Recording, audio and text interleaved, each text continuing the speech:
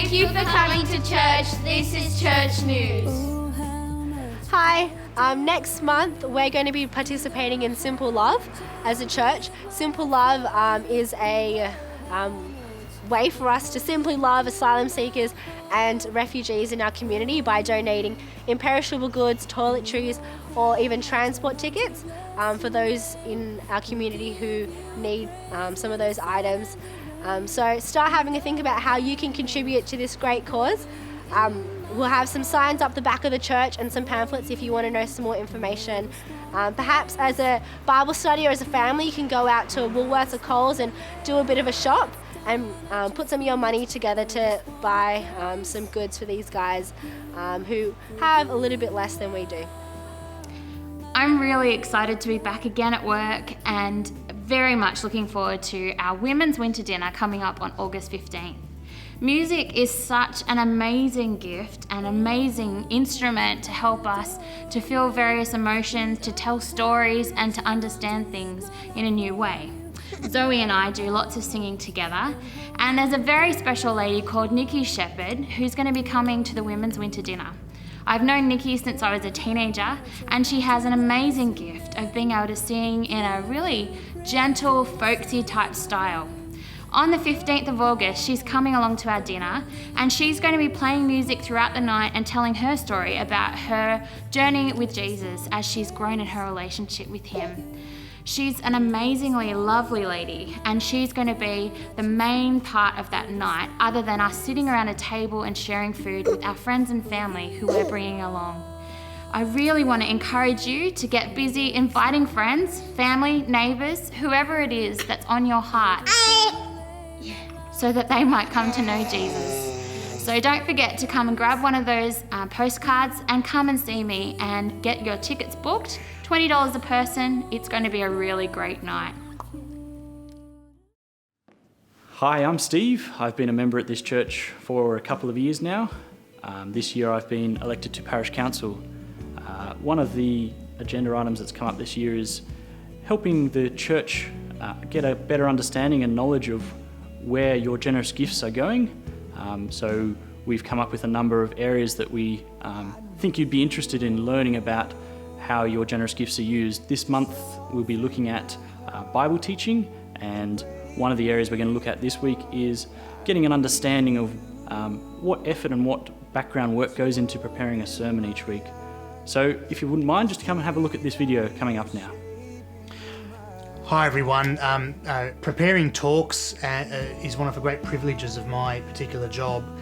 And you know, for me, when I do it, I think broadly speaking there's 4 phases that are involved. The first is looking at whatever the text of a Bible is that we're looking at in a particular week, thinking as hard as I can about it. I would generally use one of the latest commentaries I can get my hands on. We're doing Galatians at the moment, so this is the one I'm using. And I just try to get my head involved in the text. I understand what the text is saying to its particular audience in particular, and try to understand the logic of it, or depending on what part of the Bible it is, just understand as best I can what God is trying to say to the original hearers. From there, the second stage involves taking what God is saying to the original hearers and just thinking, how can I package that in some way that is both helpful for us as a congregation to understand what's being said to the original hearers, but also, and secondly, also helpful for us as a congregation in the year 2015 living in Sydney, Australia.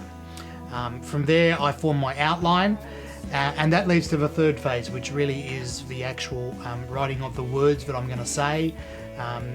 Some people use a full script, some people use notes, so I'm sort of somewhere in between those two, and that really helps distill that whole process down into, with some clarity hopefully, and some illustrations and some different things, that is not just going to help me get my head there, but us as a congregation.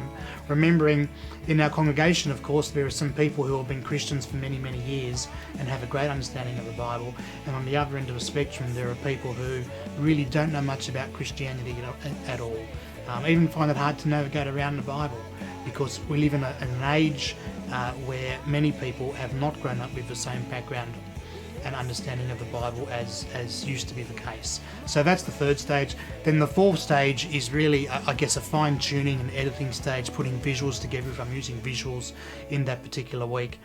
And of course, through all of those stages, there's prayer involved. And my hope, my ongoing prayer is that then on Sunday, when I'm teaching the Word of God, which is a great privilege from my perspective, that will be as helpful to as many people as possible. So I hope you've seen there the work that goes on in the background to prepare your sermons each week. I hope you can realise that there is a great deal of work that goes on in the background each week in the preparation of Bible talks and sermons and Bible studies and things that require study and work. If you would like to contribute to this, as you know, we are currently showing a budget shortfall of about $21,000 or $100 per adult. You can contribute to this one particular area of ministry, and that can be one way that you can support our church as we try and meet our budget deficit. Please see the back of your handout. That will provide some details on how you can contribute to this area. And yes, thank you.